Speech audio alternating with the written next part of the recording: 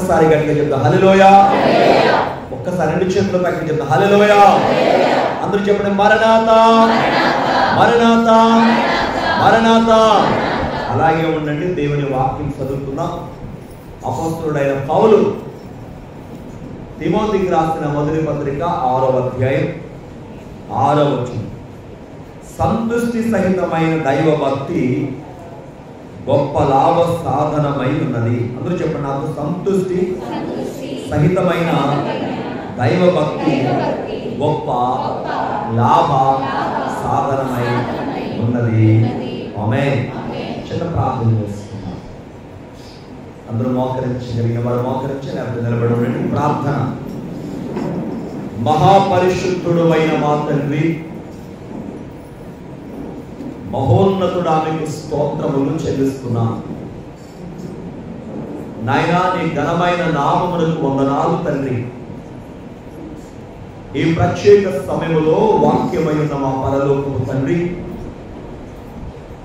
నీ సన్నిధిని మాతో ఉంచి మీ ఆత్మను మాతో ఉంచి మీరే మాట్లాడి నాయనా మహిమనుందుమని ప్రార్థన చేస్తున్నా తండ్రి. మీ వాక్యము వెలుగు చేత మా అంతరంగాలు వెలిగించబడట్లు నా దేవా నీ పరిశుద్ధాత్మతో మమ్మల్ని నింపి మీరు మాట్లాడి మహిమనుందుమని మా మంచి బోధకుడైన యేసు నామమున అడుగుచున్నాము తండ్రి.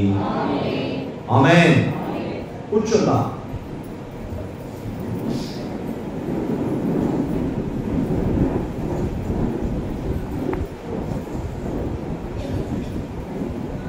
అందరికీ మరణాతండి.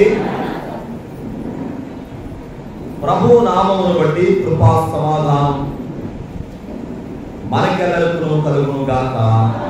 ఆమేన్. మనందరం పరిశుద్ధ గ్రంథాలు తెలిసి ఒకసారి చూద్దాం. తిమోతి పత్రిక మొదటి పత్రిక 6వ అధ్యాయం 6వ వచనం. సంతుష్టి సహితమైన భక్తి గొప్ప లాభ సాధనమై ఉన్నది. ఒక్కసారి గట్టిగా చెప్పండి. సంతుష్టి సహితమైన భక్తి గొప్ప లాభ సాధనమై ఉన్నది. దేవుని యందు ప్రియమైన వాళ్ళరా, మనం చదువుకున్న వాక్యములో ఒక మాటని రోజు మనం ధ్యానం చేసుకున్నాం. ఆ మాట ఏంటంటే సంతుష్టి, తృప్తి, సంతృప్తి. సంతృప్తికరమైన జీవితం, ఇదే ఇవాళ మన వాక్యాంశం. దేవుని బిడ్డలారా, పౌలు అనే భక్తుడు మరొక భక్తునికి తిమోతికి వ్రాస్తూ ఏమని చెప్తున్నాడు? సంతృప్తికరమైన భక్తి గొప్ప లాభ సాధనము అంటాడు. మనము వ్యాపారంలోనైనా ఉద్యోగంలోనైనా మన చేతి పనులోనైనా లాభము లేక ప్రాఫిట్ లేకపోతే జీతము లేకపోతే మనం ప్రయాసకు తగ్గ ఫలాన్ని పొందుకోవడానికి ప్రయత్నం చేస్తాం, చెయ్యాలి కూడా. కానీ అన్నిటికన్నా గొప్ప లాభమట సంతృప్తికరమైన జీవితంలో ఉందట. ఎక్కడున్నామా? సంతృప్తికరమైన జీవితం. నేను అనుకుంటాను, తృప్తి లేని వాడు ఎదుటి వారిని చూస్తాడు, తృప్తి గలవాడు దేవుని చూస్తాడు. చెప్పడం. తృప్తి లేని వాడు ఎవరిని చూస్తాడు? మనుషుడు. తృప్తి గలవాడు దేవుణ్ణి. ఎందుకనంటే తృప్తి ఆయన ద్వారానే మనకు వస్తుంది కదా. ఈ తృప్తి అనే మాటని ఇవాళ మనం కొన్ని విషయాలు ధ్యానం చేస్తున్నాం. అయితే సమయం చాలా ప్రాముఖ్యంగా సమయానికి ముగిస్తాను. మిగిలిన అంశాలంటే మళ్ళా శుక్రవారం ఇప్పుడు ధ్యానం చేస్తున్నాం. మోషే రాసిన కీర్తనలో ఒక చక్కని విషయాన్ని మనం చెప్తాడు. 90వ కీర్తనలో ఒక మాట అంటాడు. 90వ కీర్తన మీరు చదివితే మానవుని జీవితం ఎంతకాలం, ఆ జీవించేది కూడా ఎలాంటి కాలం అని చెప్తూ కొన్ని విషయాలు మోషే గారు 14వ వచనం వచ్చినప్పటికి అంటాడు, చూడండి 91 కీర్తన 14. ఉదయమనని కృపతో మమ్మను తృప్తిపరచును. ఆగనమ్మా. ఉదయమనని కృపతో మమ్మను తృప్తిపరచును. దానికి ముందు వచ్చిన మీరు చదవగలిగితే ఇలా ఉన్నాయి కాదమ్మా.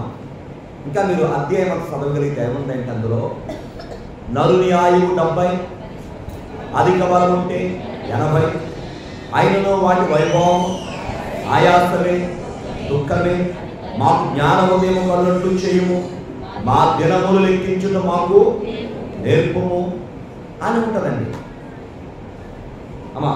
అంటే మానవుని జీవితము ఎలా ఉంది అంటే ఆయాసమే దుఃఖమే.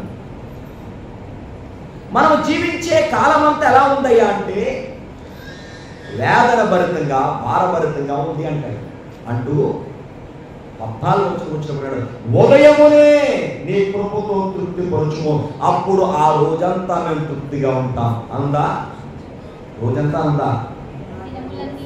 మా దినములన్నీ. నేను రోజంతా అంటే తరగలుగుతున్నానండి. మా దినములన్నీ. ఏమండి, దేవుడు కృపతో తృప్తిపరిస్తే ఒకరోజు కాదట, ఎన్ని రోజులు? మేము జీవించు దినములన్నీ సంతృప్తిగా ఉంటాము. దేవుని స్తోత్రం అమ్మా.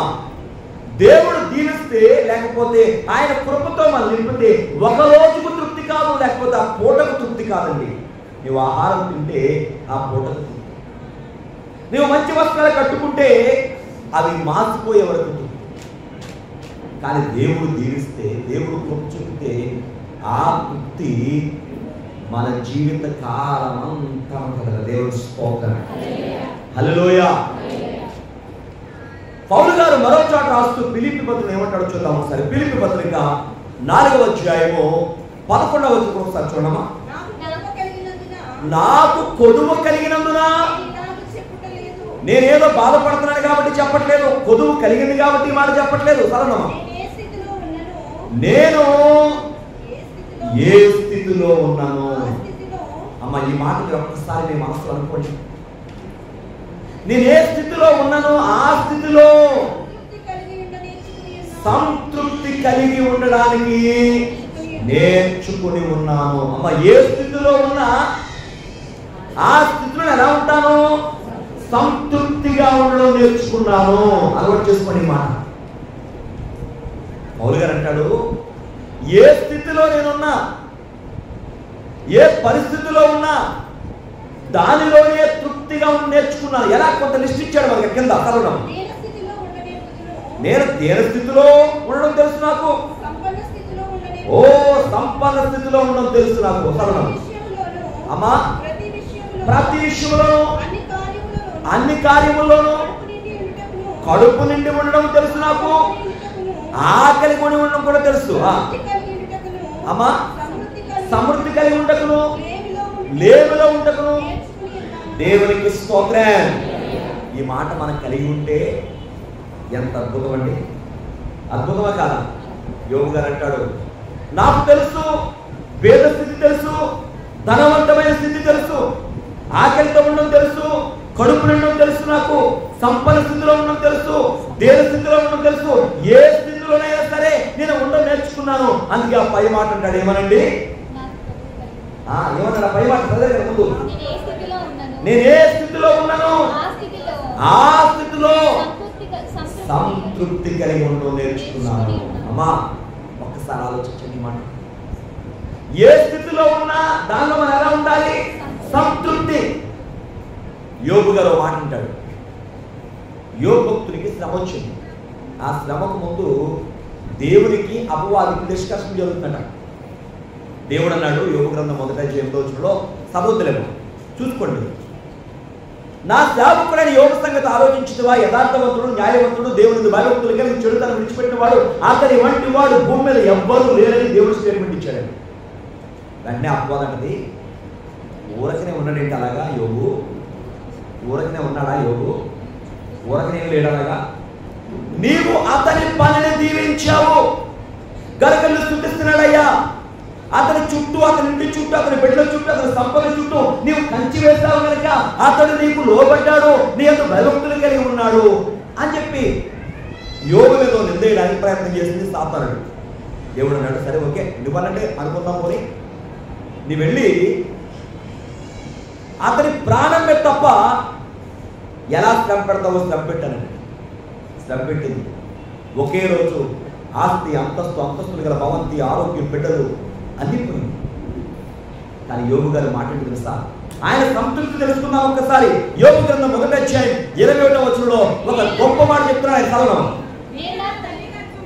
నేను నా తల్లి గర్భములో నుండి ఎలా వచ్చాడంట? తల్లి గర్భములో నుండి దిగంబరిగా వచ్చాను, దిగంబరిగా వెళ్ళిపోతాను. యెహోవా ఇచ్చెను, దేవునికి స్తోత్రం. యెహోవా ఇచ్చెను, యెహోవా తీసుకుని పోయెను, యెహోవా నామమునకే స్తుతి కలుగును గాక. ఈ మాట వినండి, జాగ్రత్తగా వినండి. వచనంలో ఈ సంగతులలో ఏ విషయమందును, ఏ విషయంలో కూడా, తన ఆరోగ్య విషయంలో కానీ, బిడ్డల విషయంలో కానీ, ఏ విషయంలో కూడా యోబట ఏ పాపము చేయలేదు, దేవుడు అన్యాయము చేస్తానని చెప్పలేదు. దేవునికి మహిమ కలుగును గాక. ఎదిగో తృప్తి. పౌలు గారు అన్నాడు, అన్ని స్థితులు తెలుసు నాకు, ఏ స్థితిలో ఉన్న తృప్తిగా ఉంటాను. యోబు చూడండి, సంపన్నుడైనటువంటి యోబు, మీరు మొదట అధ్యాయం చూసినట్లయితే యోబు ఊజు దేశములో ధనవంతుడుగా ఉన్నాడు అనుకుందండి. అటువంటి వ్యక్తి అంత పాత్రలను చాలా భయంకరమైన శోధనలోకి వెళ్ళిపోయారు. కానీ తన తృప్తి మాత్రం పోలేదండి. కానీ దేవుడు తన బిడ్డలు అలా ఉండడం దేవునికి ఇష్టమా? అందుకే దేవుడు రెండంతలు దీవించట. శ్రమ తీరిపోయిన తర్వాత 140 ఏళ్ళు బ్రతికాడు యోబు. అంతకుముందు ఏదైతే కోల్పోయాడో దానికి రెట్టింపు దీవెన దేవుడు ఇచ్చాడు. దేవునికి మహిమ కలుగును గాక. ఎందుకంటే యోబులోని తృప్తి అది. దేవుని బిడ్డారా, మన జీవితంలో కావాల్సింది అదే వాక్యం చెప్తుంది. ఒక్క మాట జ్ఞాపకం చేసుకుని మనం కొంచెం ముందుకెళ్దాం. హబక్కూకు గ్రంథము 3వ అధ్యాయము 17-18 చదువుతున్నాం. అంజూరపు చెట్లు, అమ్మ ఏమన్నాడు చూడండి, అంజూరపు చెట్లు పూత లేకపోయినా, ద్రాక్ష చెట్లు ఫలము లేకపోయినా, ఒలీవ చెట్లు కాపు లేకపోయినా, చేరులోని పైరు పంటకు రాకపోయినా, గొర్రెల దొడ్లు లేకపోయినా, సారల పశువు లేకపోయినా, అందరూ చెప్పండి నాతో, నేను యెహోవా యందు ఆనందించెదను. దేవునికి స్తోత్రం. ఒక్కసారి గట్టిగా చెప్పండి హల్లెలూయా. అమ్మా, ఈ భక్తుల జీవితాలు, యోబు జీవితం, మోషే గారి గురించినటువంటి మాట 90 కీర్తనలో, పౌలు భక్తుని మాటలు, ఇవాళ హబక్కూకు మాట మనం తీసుకున్నాం. ఇవన్నీ చూసినట్లయితే వారు భక్తులుగా దేవుడు దీవించడానికి లేక విశ్వాస వీరులుగా దేవుడు వారిని ఎన్నికలు తేవడానికి గల కారణం అంటే వారు చూడెప్పుడు దేవుని మీద ఉంది. అది తృప్తికరమైన విషయం. దేవుని బిడ్డారా, ఇవాళ దేవుడికి ఇచ్చిన ఇంటిని బట్టి ఆనందిస్తున్నావా? దేవుడికి ఇచ్చిన కుటుంబాన్ని బట్టి ఆనందిస్తున్నావా? దేవుడికి ఇచ్చిన పనిని బట్టి ఆనందిస్తున్నావా? దేవుడికి ఇచ్చిన కార్యాన్ని బట్టి ఆనందిస్తున్నావా? దేవుడికి ఇచ్చిన ఆహారాన్ని బట్టి ఆనందిస్తున్నావా? ఎప్పుడు తృప్తి దేవుని స్తోత్రం. కొంతమంది ఎప్పుడు తృప్తి. కారణం ఏంటి అంటే వాళ్ళు దేవుని బట్టి ఆనందించారు కనుక. ప్రియమైన వాళ్ళరా, ఇవాళ మన వాక్యాంశం అదే, తృప్తి కలిగి మనం జీవించాలని దేవుని వాక్యం చెబుతాం. చూడండి, ఒక మాట, ఒకనాడు సిపాయిలు లేక బంట్రోతులైన వారు బాప్తిస్మం ఇచ్చే యోహాను అడుగుతారు అన్నమాట. చూద్దాం ఒకసారి. లూకాసు వార్త 3వ అధ్యాయం 14 చూద్దాం ఒకసారి. లూకాసు వార్త 3:14. సైనికులను అక్కడ చాలా మంది అడిగారండి యోహాను గారిని, ఎలా ఉండాలి, మేము ఎలా ఉండాలి అడిగినప్పుడు సైనికులు కూడా అడుగుతున్నారు, అయ్యా మేమేం చేయాలి అని అడిగినప్పుడు అందుకన్నాడు, ఒకటి ఎవరిని బాధ పెట్టకండి, రెండు ఎవరి మీద అపనింద వేయకండి. ఏమేయద్దు? అపనింద వేయకండి. చదువు. మీకు దేవుడిచ్చిన జీతాలతో ఎలా ఉండమన్నాడు? ఎలా ఉండమన్నాడండి? తృప్తి పొంది ఉండండి. సిపాయిలారా, సైనికులారా, ఎవరి మీద బాధ పెట్టకండి, ఎవరి మీద నిందయకండి. మీకు ఇచ్చే జీతం ఉంది కదా, దాంతో మీరు ఎలా ఉండాలి? తృప్తి తృప్తి కలిగి ఉండాలి. దేవుని స్తోత్రం. కాబట్టి మన వాక్యాంశం ఏంటి వాళ్ళంటే ఇదిగో తృప్తికరమైన జీవితం. ఏ జీవితం కావాలమ్మా? కొంతమందిలో తృప్తి లేనప్పుడు ఏముంటుంది తెలుసా మీకు? తృప్తి లేదనుకోండి ఏముంటుంది తెలుసా? ఎప్పుడు జీవితాంతం వెళితే తృప్తి ఉందా? సంపూర్ణం, తృప్తి, ఆనందం, ఎప్పుడు సంతోషం. అమ్మా నీవు తృప్తిగా ఉన్నావంటే ఎంత ఆనందంగా ఉంటావో, తృప్తి లేదు అంటే వెలితిగా ఉంటావు. ఆ వెలితి ఎప్పటికీ పోదు, ఎందుకంటే తృప్తి లేదు. కాబట్టి ఇవాళ వాక్యాంశము చెప్పడమా? తృప్తికరమైన చెప్పాలా జీవితం. దేవుని స్తోత్రం. అయితే ఒక 4 మాటలు చెప్తాను. తృప్తి మనకు ఎలా వస్తుందో ఒక 4 మాటలు జ్ఞాపకం చేస్తాం. సమయం అయితే అయిపోయింది, కానీ మనం తృప్తి ఎలా వస్తుందంటే మొదటిది దేవుడిచ్చే కృపను నువ్వు జ్ఞాపకం చేసుకుంటే, దేవుడిచ్చే కృపలో నువ్వు ఆనందిస్తే, దేవుడిచ్చే కృపను బట్టి నువ్వు సంతోషిస్తే మన జీవితాంతం తృప్తి అండి. దేవుని స్తోత్రం. ఎట్లా చెప్పండి అందరూ? హల్లెలూయా. చూడండి వాక్యంలో కొన్ని వచనాలు మీకు నేను జ్ఞాపకం చేస్తున్నాను. నోవాహు ఆదికాండము 6:7 ఒకసారి నోవాహు గురించి మనం చూద్దాం. అయితే నోవాహు యెహోవా దృష్టి యందు దేవునికి స్తోత్రం. ఎవరి దృష్టిలో కృప పొందినవాడమ్మా? యెహోవా దృష్టిలో కృప పొందినవాడు. దేవునికి స్తోత్రం. నోవాహు ఎవరి దృష్టిలో కృప పొందినవాడు? దేవుని దృష్టిలో కృప. తర్వాత అక్కడ రాశాడండి, పరిశుద్ధాత్ముడు మనకు రాయించాడు. ఏమనంటే నోవాహు వంశావళి ఇదే. ఒకటి నీతిపరుడండి, నిందలేనివాడు,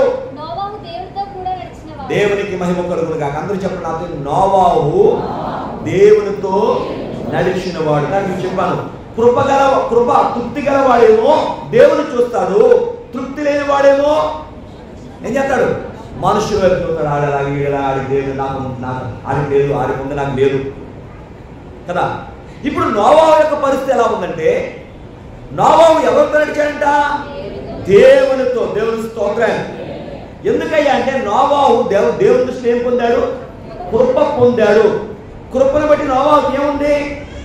తృప్తి. దేవుని స్తోత్రం. హల్లెలూయా. ప్రియమైన వారలారా, నోవాహు దేవునితో చెప్పడమా నడిచిన వాడని వాక్యం ఎవరుతుందా? దేవునితో నడిచిన. ఒక్క వచ్చి కూడా మీకు జ్ఞాపకం చేస్తాను. ఇలా వాక్యాలు, విలాప వాక్యాలు 3వ అధ్యాయం 22 చూడండి ఒకసారి. యెహోవా కృపగలవాడు.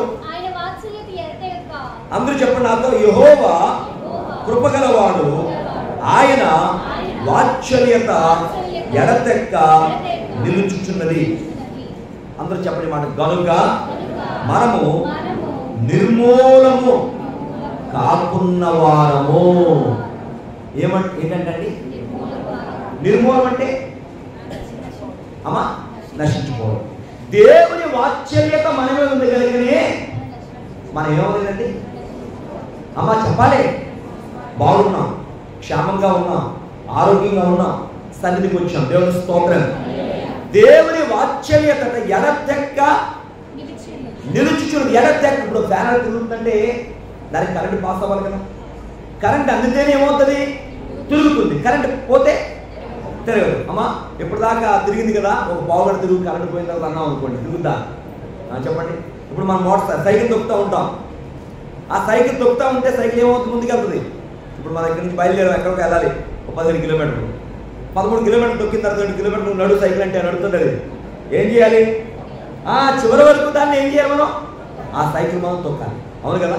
దేవుని వాత్సల్యత ఎడ తెగేది కాదు. ఎప్పుడు దేవుని వాత్సల్యత నిలుచుచున్నది. దేవుని స్తోత్రం. అందుకే మనం నిర్మూలం కాలేదండి, అందుకే మనం నిలిచి ఉన్నాం. దేవుడు కృపను బట్టి. దేవుని స్తోత్రం. ఒకసారి గట్టిగా చెప్పండి హల్లెలూయా. చాలా మందిలో ఉండే ఆలోచన ఏంటంటే, మనకి దేవుడిచ్చిన వాటిని అన్నింటినీ మర్చిపోయి ఏదో లేదని బాధపడతామండి. ఉన్నదాని ఎందుకు మనం ఆనందించకుండా ఏం చేస్తాం? ఎవరికో ఉన్నదాని గురించి మనం బాధపడతాం. చాలా తప్పు ఇది కదా. తప్ప కదా. ఒక ఆయనక ప్రార్థన చేసుకున్నాడు, నాయన నాకు సైకిల్ ఇస్తావా ఇవ్వాలని ప్రార్థన చేశాడు. ఏం కావాలన్నాడు? సైకిల్. దేవుడిని సైకిల్ ఇచ్చాడంట. ఆ ఎదుటింటే ఆయనకి బండి ఇచ్చాడు. ఏమిచ్చాడు చెప్పాలి? Motor cycle. బండి రాగానే కోపం వచ్చేకి, దేవా నేను ఏమడిగాడు డబ్బులు ఇస్తున్నావు ఓకే, ఆ ఎదుటింటోడికి ఏమిస్తున్నావు చూసారు. ఇది ఎక్కడ బాధండి, కొంతమందికి ఎలాంటి బాధలు వచ్చేస్తూ ఉంటాయి కదా. ఆడు డబ్బులు ఇస్తున్నావు ప్రభా, నాకు కూడా మోటార్ సైకిల్ కావాలి ప్రభా అని. దేవుడికి మోటార్ సైకిల్ ఇచ్చాడు, కారు ఇచ్చాడు.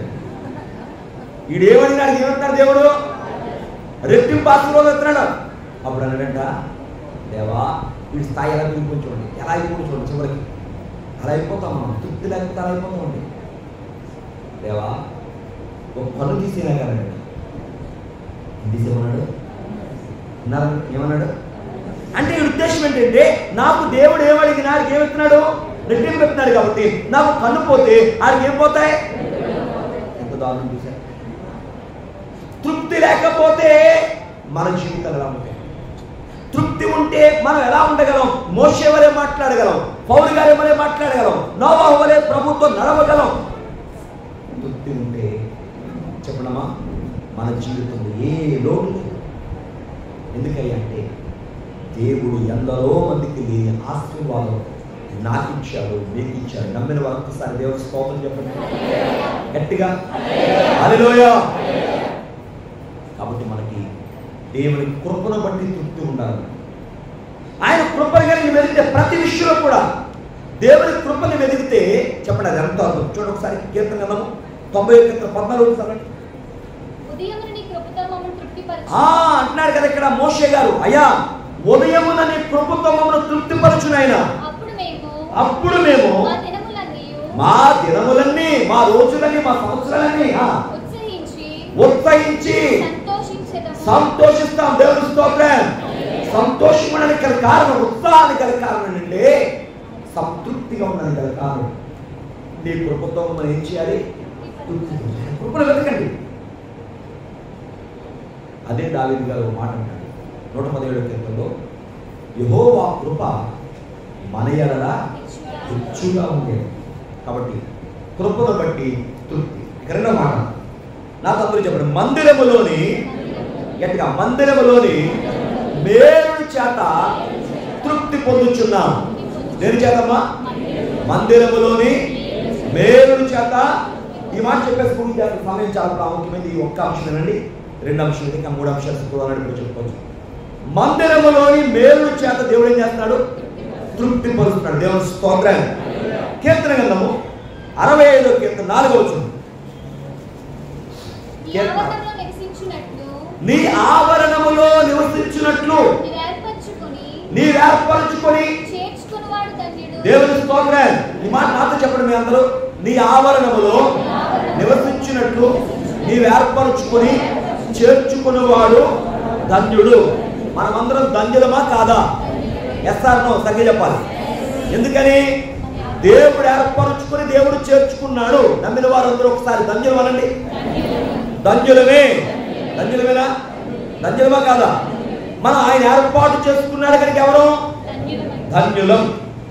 ఈ ధన్యులమైన మనకి ఏమిస్తానంటే ఆయన చదవండి, నీ పరిశుద్ధాలయము చేత. ఈ మాట జాగ్రత్తగా మీరు బైబిల్ అండర్లైన్ చేసుకోండి. నీ ఆ పరిశుద్ధాలయము చేత, నీ మందిరములోని మేలుల చేత మేము తృప్తి పొందేదము. అయ్యా మాకు తృప్తి ఎక్కడ ఉందంటే నీ మందిరములోని మేలుల చేత. ఎక్కడమ్మా? అందుకే మనం మందిరంలో ఉండాలా వద్దా? పాస్టర్ గారు మందిరం ఉంటేనా మేలు? అవును. నీ ఇల్లు కూడా ఒక మందిరం కావాలి. నీ హృదయం దేవునికి ఒక మందిరం కావాలి. అంటే ఒక ఆదివారం చర్చకొచ్చి ఇక మిగిలిన రోజులు ప్రార్థన చేయడం అనట్లేదండి. ఆదివారం దేవుని సన్నిధికి రావాలి, శుక్రవారం ఆయన సన్నిధికి రావాలి. అనుదినము మన ఇంటిలో దేవుని వాక్యాన్ని చదవడం, చెప్పడం, ప్రార్థన చేయడం. మన గృహం ఎలా ఉండాలంటే చెప్పండి, ఎలా ఉండాలి? ప్రార్థన గృహముగా ఉండాలి. అందరూ ఒకసారి గట్టిగా చెప్పండి, ఏ గృహంగా ఉండాలి? ప్రార్థన గృహం. దేవునికి స్తోత్రం. అప్పుడు దేవుడు ఏం కోరుకుంటాడయ్యా అంటే నీ హృదయం ఒక మందిరంగా చేయాలని దేవుడు ఇష్టపడుతున్నాడు. మందిరములోని మేలు చేత దేవుడు తృప్తిపడు. అయితే మందిరం ఎలా ఉండాలి? మనం ఎలా ఉండాలమ్మా? ఎలా పడితే అలా ఉండాలా? ఒకసారి చూద్దామా? ప్రసంగి గ్రంథము 5వ అధ్యాయం 1వ వచనం చదువుదాం ఒకసారి. ప్రసంగి 5:1. నీవు దేవుని మందిరములకు పోవునప్పుడు ఎలా చూసుకోవాలంట? మన ప్రవర్తన అంతా జాగ్రత్తగా చూసుకోండి. దేవుని మందిరానికి వచ్చినప్పుడు ఎలా ఉండాలమ్మా? మన ప్రవర్తన జాగ్రత్తగా చూసుకోవాలి. చదవమ్మా. బుద్ధిహీనులు అమ్మ, ఈ మాట మీరు ఏమనుకోకండి. ఏమన్నాడు? బుద్ధిహీనులు అర్పించినట్లుగా బలి అర్పించుట కంటే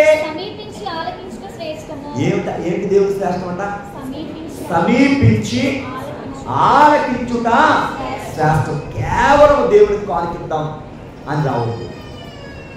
ఆరాధన చేసి దేవుడికి కాలికిద్దాం. వినండమ్మా, ఇప్పటి వరకు మీరు సన్నిధిలో ఎన్ని భాగాలు చూచారు?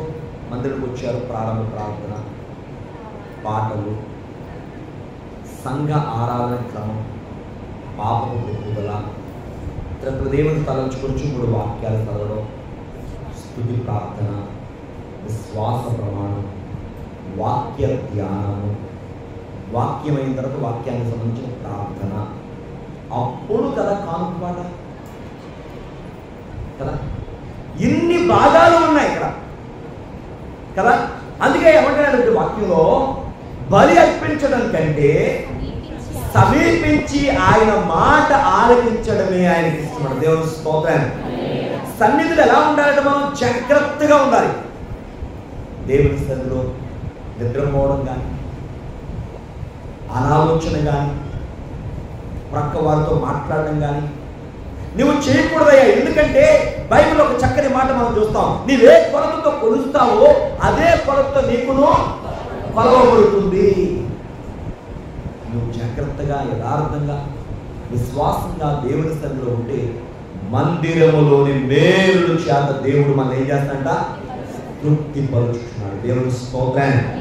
ఏం చేస్తాడమ్మా? దేవుడు మనల్ని మందిరములోని మేలుల చేత. ఎందుకంటే మందిరములో ఆయన మహిమ ప్రభావం. యెషయా గ్రంథం 6వ అధ్యాయం 1వ వచనం చదవకండి. అక్కడ యెషయా ప్రవక్తకి దర్శనం వచ్చింది. ఆ దర్శనం ఏం చూస్తున్నాడంటే, దేవుని చొక్కాయి అంచులట దేవాలయం నిండుకొనెను. దేవుని మహిమ ప్రభావంతో ఆయన సన్నిధి, ఆయన ప్రసన్నత ఎక్కడుందట? దేవుని సన్నిధిలో, మందిరంలో. నిర్గమాకాండం 8వ అధ్యాయంలో 8వ వచనంలో దేవుడు అంటాడు మోషే గారి ద్వారా, ఓ మోషే, నేను మీ మధ్య నివసించాలంటే మీరే నాకు పరిశుద్ధ స్థలం నిర్మించాలి. అంటే పరిశుద్ధ స్థలం అనగా దేవుని నివాసం, మందిరం అనగా దేవుని నివాసం. కాబట్టి మందిరములోని మేలుల చేత మనం ఏమవుతున్నాం అంటే తృప్తి పొందుచున్నాం. దేవుని స్తోత్రం. హల్లెలూయా. కీర్తన గ్రంథము 122వ కీర్తన కూడా 1వ వచనం చదవడమా? ముగించేస్తున్నాం, సమయం పోతుంది. జనులు నాతో అన్నప్పుడు దేవుని స్తోత్రం. కాబట్టి మన జీవితంలో దేవుని మందిరానికి మనం సంతోషంగా రావాలి. మనం ప్రభుత్వాన్ని ఆరాధించడానికి రావాలి. దేవుని సన్నిధిలో జాగ్రత్తగా మనం ఉండాలి.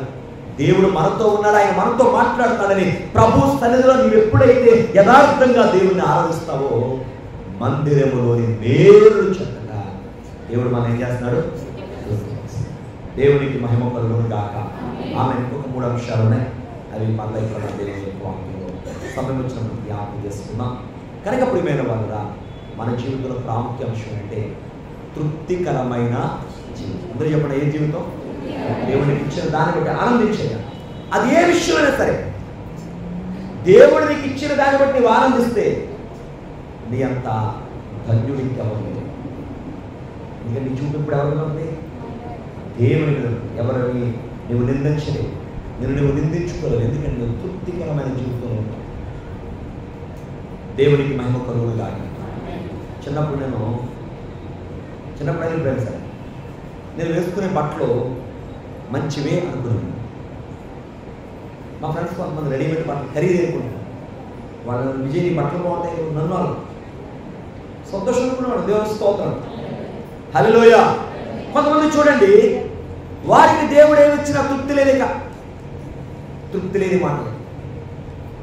దేవుడికి ఇచ్చిన దాన్ని బట్టి నువ్వేం చేయాలి? తృప్తికరంగా నువ్వు జీవించాలి. దేవుని స్తోత్రం. హల్లెలూయా. ఒకసారి మీరు ఆలోచించండి, దేవుడు గత జీవితంలో నుండి ప్రస్తుత కాల జీవితానికి దేవుడు మన ఎన్ని అద్భుతమైన మేలుతో నడిపిస్తున్నాడా లేదా? మరి ఇవన్నీ దేవుడు చేసిన మేళ్ళే కాదా? వాటిని బట్టి దేవుడు మనం స్తుతించాలా వద్దా? ఎప్పుడైతే నువ్వు తృప్తిగా ఉంటావో చెప్పడం నీ జీవితంలో కావాల్సిన ప్రతి ఆశీర్వాదాన్ని ప్రభువుని ఇస్తాను. చివరిగా ఒక మాట చెప్పిన అనిపిస్తాను. సామెతల గ్రంథము 15వ అధ్యాయం 16వ వచనం. సామెతలు నెమ్మది లేకుండా అమ్మ ఎలా అంటాడండి? నెమ్మది లేకుండా విస్తారమైన ధనము కంటే యెహోవా యందు భయభక్తులు కలిగి భయభక్తులతో కూడిన కొంచెము కలిగి ఉండటం మేలంటండి. దేవుని స్తోత్రం. నెమ్మది లేకుండా విస్తారమైన ధనం ఉండడం కంటే దేవుని భయభక్తులతో కొంచెము ధనం ఉన్నా కూడా చెప్పండి గట్టిగా మేలే. దేవుని స్తోత్రం. గట్టిగా చెప్పాలి హల్లెలూయా. ఇంకోసారి చెప్పండి హల్లెలూయా. నెమ్మది లేకుండా ఓ సంపద ఉంది, నెమ్మది లేదు. ఎందుకండి? నెమ్మది ఉందా కొంతమందికి? లేదు. మరి దేవుని బిడ్డగా మనకి ఏముండాలి? నెమ్మది, సంతృప్తితో కూడా కొంచెమైనా మనకి చాలు. దేవునికి స్తోత్రం హల్లెలూయా. అయితే ఆ నెమ్మది నీకు రావస్తుంది. భక్తుడు దావీదు గారు ఒక మాట అంటాడు, మీకు అందరికీ తెలిసిన వచ్చే అధ్యాయమే, అందరికి ఇష్టమైన అధ్యాయం. ఒకసారి గట్టిగా చెప్పండి నాతో, యెహోవా నా కాపరి, నాకు ఏమీ కలుగదు. నాకేమేమి కూడా ఏముంది? నాకు తృప్తి. అంతే కదా, లేదు లేదు నాకు అంటే ఏముంది? తర్వాత చూడండి, పచ్చిగల చోట్ల నా దేవుడు నాకు కాపరిగా నన్ను ఎక్కడ నడిపిస్తున్నాడు? పచ్చిక గల చోట నడిపిస్తున్నాడు ఆయన. నా దేవుడు నాకు కాపరిగా నన్ను ఎక్కడ నడిపిస్తున్నాడు? శాంతికరమైన స్థలములో ఉంటాను. అధ్యాయంలో అంటాడు చివరి మాటలో, చిరకాలం యెహోవా నివాసము చేసి. దానికి ముందు మాట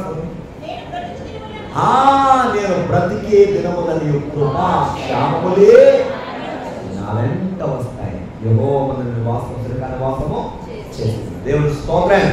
కాబట్టి ప్రియమైన వల్ల నువ్వు దేవుని కాపరిగా మనం చేస్తున్నాం. ఆయన సారథ్యం నడుచుకుంటుంది. ఈ లోకంలో దేవునికి యథార్థంగా నీవు జీవించగలవు.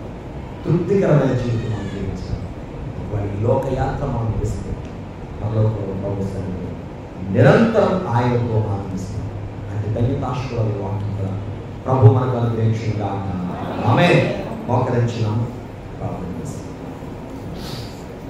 మహాపరిశుద్ధుడా మీకు వందనాలు. గౌరవ పాత్రుడు తండ్రి మీకు స్తోత్రములు. పరలోకపు దేవా పరిశుద్ధుడా, ప్రేమగల తండ్రి పూజనీయుడా నీకు వందనాలు, స్తోత్రములు, స్తుతులు, నమస్కారములు మీకు చెల్లిస్తున్నాను.